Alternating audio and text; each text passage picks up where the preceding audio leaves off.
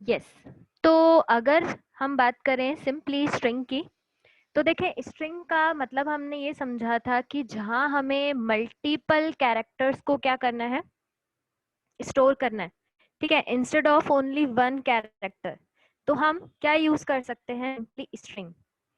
अब मैंने आपको समझाया था कि अगर हम बात करें स्ट्रिंग की, तो स्ट्रिंग अपने आप में एक 1D एरे होती है, ठीक है।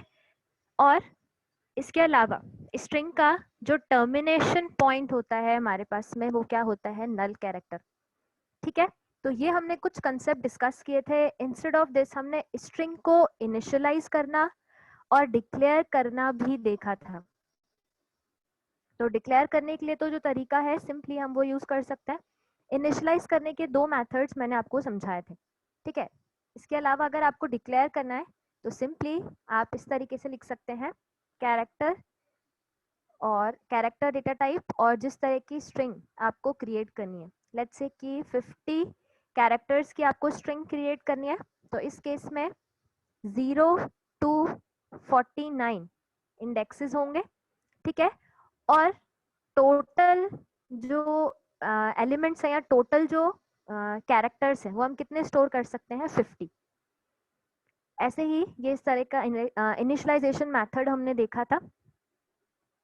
आगे कंटिन्यू करें तो आज हम स्ट्रिंग के कुछ और प्रोग्राम्स को देखने वाले हैं, कुछ प्रोग्राम्स को डिस्कस करने वाले हैं। जितना सी में पढ़ा वो तो स्ट्रिंग है ही, लेकिन सी प्लस प्लस में जो नया कंसेप्ट है वो आज हम डिस्कस करने वाले हैं, ठीक है। तो देखें, यहाँ पर मैंने आपको ये भी एक्सप्लेन किया था लास्ट क्लास में कि हम कौन कौन से फंक्शन स्ट्रिंग के साथ यूज कर सकते हैं, प्लस ये सारे के सारे फंक्शंस कौन सी हेडर फाइल में एग्जिस्ट करते हैं, string.h। तो स्टार्ट करते हैं। सबसे पहला प्रोग्राम, बेसिकली अगर हमें क्या करना है, स्ट्रिंग का इनपुट लेना है तो कैसे लिया जाए वो आज हम देखने वाले हैं, ठीक है। तो मैंने इस प्रोग्राम में एक्सप्लेन किया है कि स्ट्रिंग का इनपुट और कैरेक्टर का इनपुट कैसे लें। तो देखें, सबसे पहले मैंने एक स्ट्रिंग यानी कि कैरेक्टर एरे डिक्लेयर किया है, ठीक है, जो कि 20 एलिमेंट्स का होगा, या मैं यूं कहूं कि उसमें टोटल 20 कैरेक्टर्स ही स्टोर कर सकते हैं। और ऐसे ही यहाँ पर एक कैरेक्टर वेरिएबल मैंने डिक्लेयर किया है।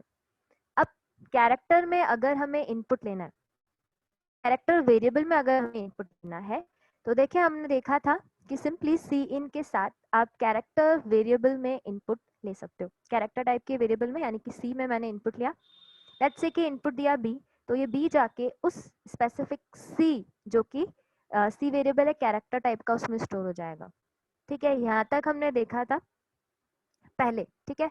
अब अगर हम बात करें स्ट्रिंग की, तो देखें स्ट्रिंग का इनपुट लेने के लिए अगर हम सिंपली सी इन यूज करते हैं, तो सी इन के साथ जैसे कि हमें पता है यहाँ पर एक्सट्रैक्शन ऑपरेटर लगाना होता है, कुछ नया नहीं है यहाँ तक तो, ठीक है।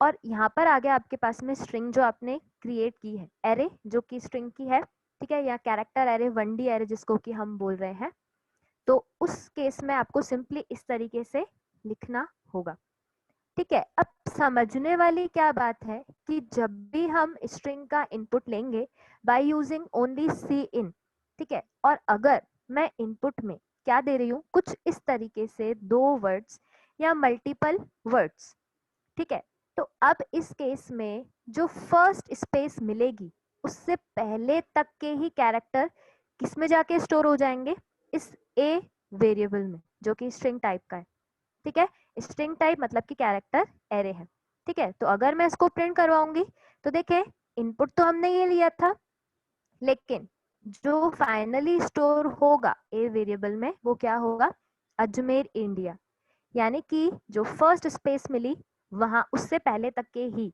सारे कैरेक्टर्स इसमें स्टोर होंगे। और इसके अलावा अगर हम स्ट्रिंग की लेंथ भी डिस्प्ले करवाना चाहें तो टोटल लेंथ यहाँ पर डिस्प्ले हो जाएगी 10।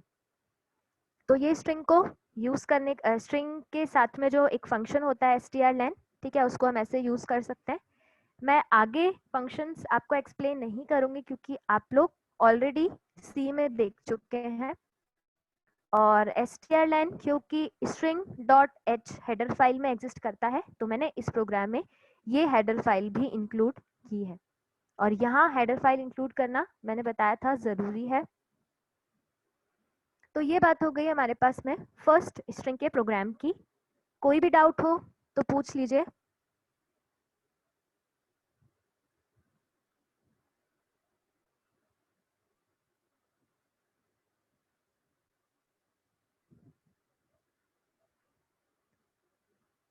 अब आगे कंटिन्यू करें तो अगर हम यूजर से पूरा एक सेंटेंस का इनपुट लेना चाहें, कहने का मतलब है एक सेंटेंस जिसमें मल्टीपल वर्ड्स हो सकते हैं इंक्लूडिंग स्पेसेस, मल्टीपल स्पेसेस भी हो सकती हैं। जैसे अगर मुझे इस तरीके से मल्टीपल वर्ड्स का इनपुट लेना है, ठीक है, आप देख रहे हैं मल्टीपल वर्ड्स है, एक से ज्यादा वर्ड्स हैं, अजमेर, इंडिया और एमपी। इंस्टेड ऑफ दिस, इसके अलावा यहाँ पर स्पेसेस भी हैं। ठीक है, अब मैं चाहती हूँ कि पूरा का पूरा जो कंटेंट है वो स्ट्रिंग में स्टोर हो जाए। तो देखें तरीका क्या रहेगा, हमें यहाँ पर एक मेथड यूज करना पड़ेगा। ठीक है, एक हमारे पास में सी इन, हमने पढ़ा था कि सी इन हमारे पास में कंसेप्ट होता है। हालांकि मैंने आपको समझाया था कि एक ऑब्जेक्ट की तरह होता है, ऑब्जेक्ट है बेसिकली। अब ऑब्जेक्ट क्या होता है वो अभी हमने सी प्लस प्लस में डिस्कस नहीं किया है। ठीक है, तो एग्जैक्टली ये क्या करता है, कैसे करता है, ये वर्किंग हम समझ चुके हैं। लेकिन ऑब्जेक्ट के साथ इसको एक बार हम वापस से देखेंगे। ठीक है, जब हम सी प्लस प्लस में ऑब्जेक्ट ओरिएंटेड के कंसेप्ट को डिस्कस करेंगे। ठीक है, कि कैसे ये ऑब्जेक्ट कहलाएगा। लेकिन अभी मैं अगर बात करूं कि अगर यूजर से एक कंप्लीट सेंटेंस का इनपुट लेना है, ठीक है, तो इस केस में हमें यहाँ पर क्या करना पड़ेगा, cin dot getline function use करना पड़ेगा।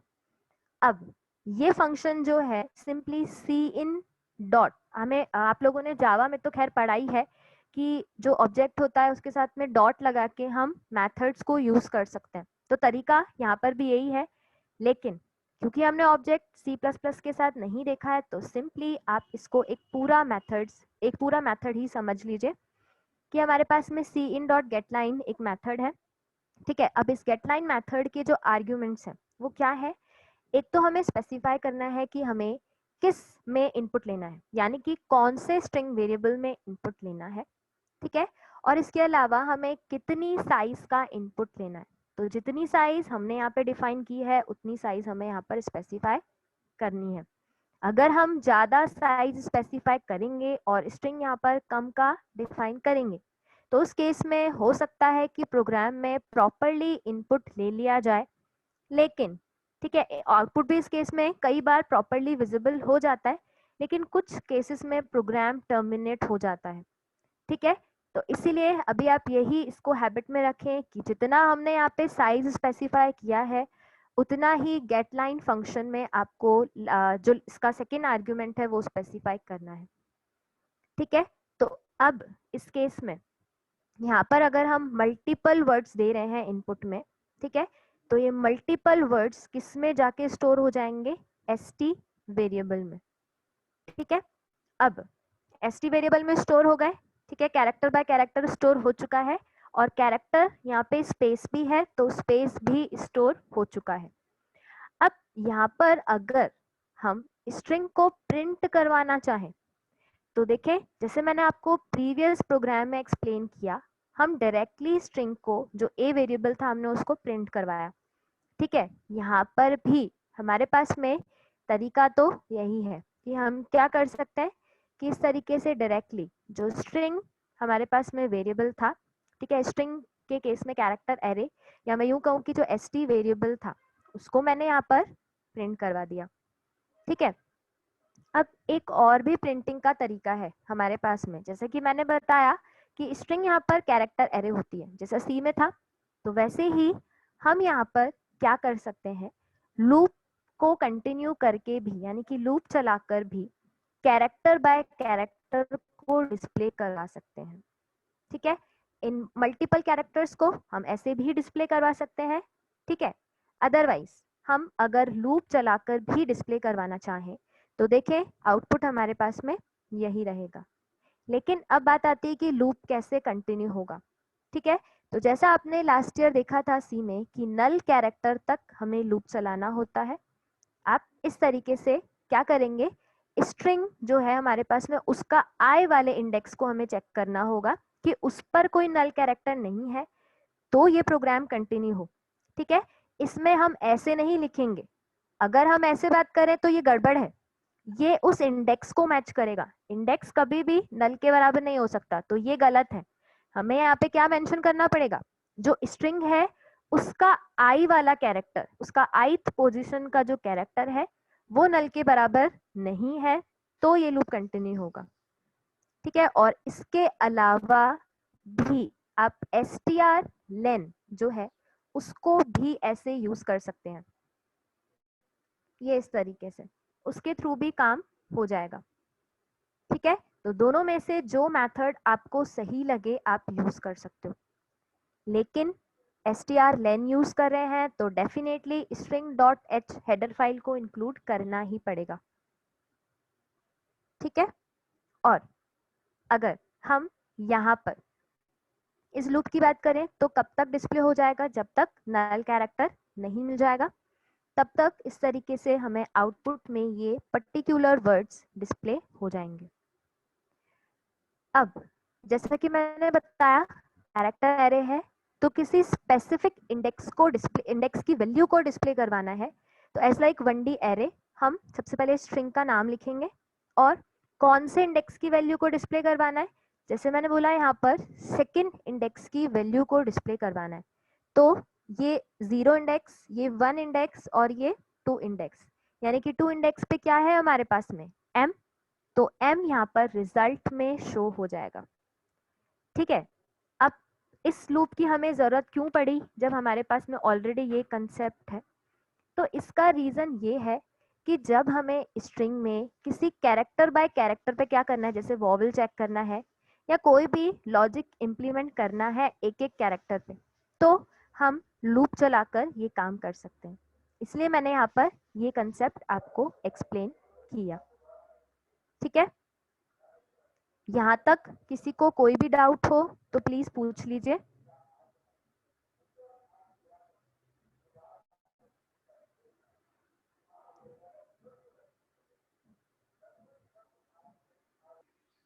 स्ट्रिंग के केस में हमने ये देखा कि कैसे एक पर्टिकुलर सेंटेंस का इनपुट हम स्पेसिफाई कर सकते हैं।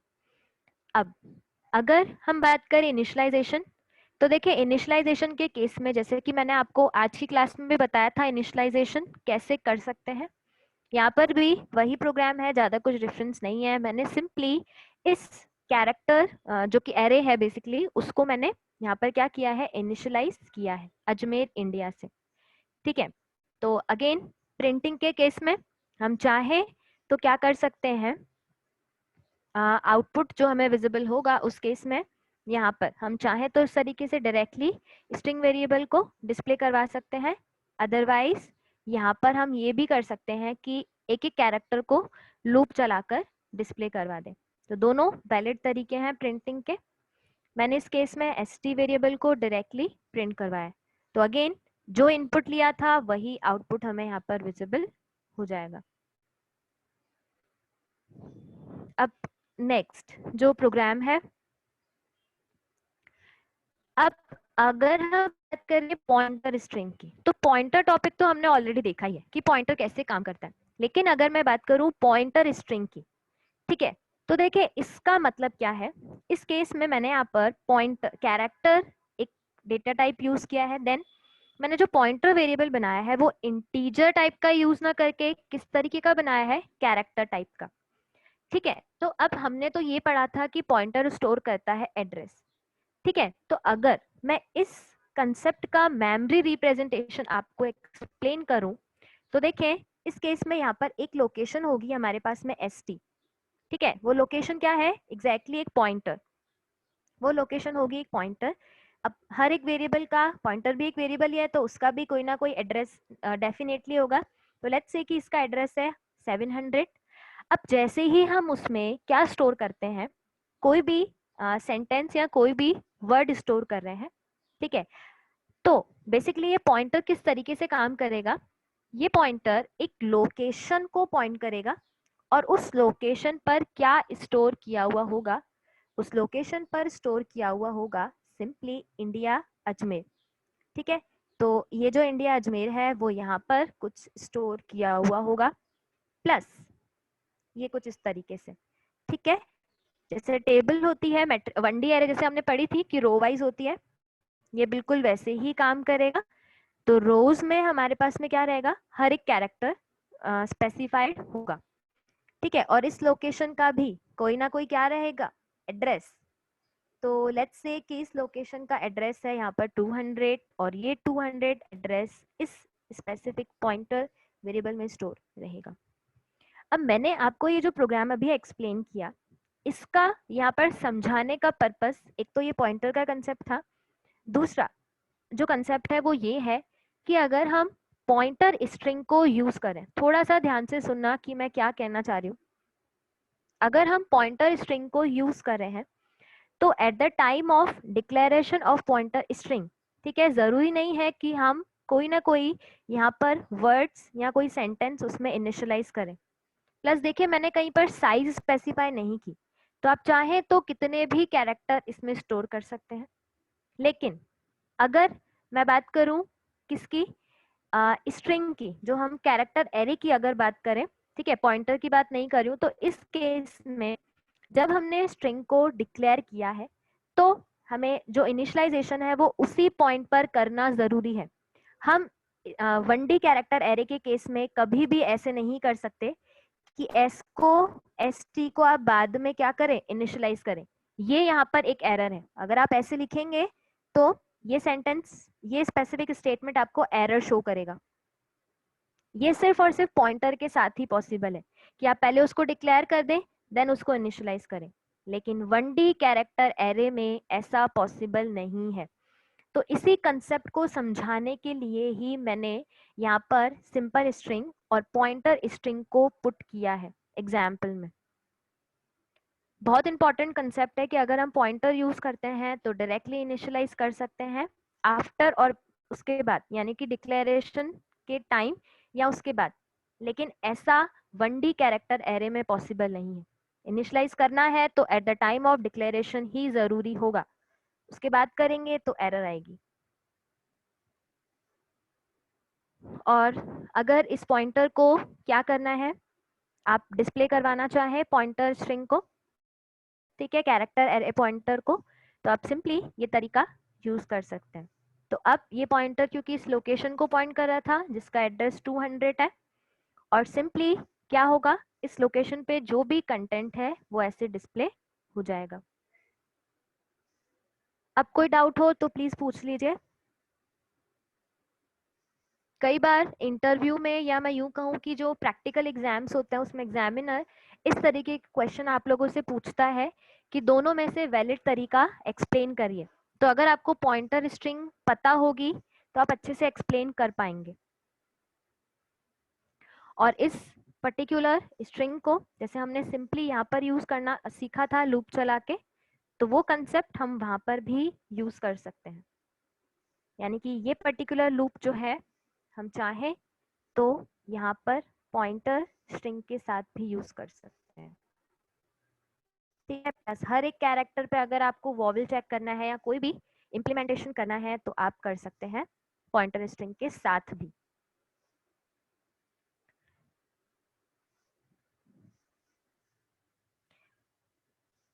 यस, अब आगे कंटिन्यू करें तो नेक्स्ट है हमारे पास में, जैसे कि आप लोगों ने पहले भी मुझसे पूछा था कि अगर हम स्ट्रिंग के बाद नंबर का इनपुट लेंगे या नंबर के बाद स्ट्रिंग का इनपुट लेंगे तो बफर मेमोरी कैसे क्लियर होगी। ऐसा कंसेप्ट हमने पहले डिस्कस किया था, लेकिन वहां पर मैंने कहा था कि हम स्ट्रिंग के साथ इस कंसेप्ट को समझेंगे, ठीक है। तो आज की क्लास में स्ट्रिंग का जो नया एग्जाम्पल है दैट इज कि सी इन डॉट सिंक मैथड, ठीक है, इसका यूज हम समझ रहे हैं। तो आपका जो वो क्वेश्चन था जिसने भी पूछा था या आप लोगों में से जिसको भी डाउट था वो क्लियर हो जाएगा। तो समझते हैं कंसेप्ट कैसे इम्प्लीमेंट होगा। तो बेसिकली हमारे पास में सिंक मेथड होता है, ठीक है। सी इन अगेन ऑब्जेक्ट है तो उसी का ही मेथड है। तो सिंपली सिंक मेथड करता क्या है, अगर हम कीबोर्ड के बफर को क्लियर करना चाहें, ठीक है, या मैं यूं कहूं कि सिंपल, अगर हम क्या कर रहे हैं, नंबर का इनपुट ले रहे हैं और नंबर के बाद हमने ऐसा देखा था कि स्ट्रिंग का इनपुट लेंगे, ठीक है, तो उस केस में क्या होता है, जो हमारे पास में बफर है, ठीक है, यानी कि नेक्स्ट वेरिएबल का जो रिजल्ट होगा बफर में क्या स्टोर हो जाएगा, एंटर। जैसे हम एंटर प्रेस करेंगे तो एंटर भी अपने आप में कैरेक्टर है तो वही स्टोर हो जाएगा। लेकिन हम चाहते हैं कि जो हम एग्जैक्ट इनपुट दें वही क्या हो, स्टोर हो।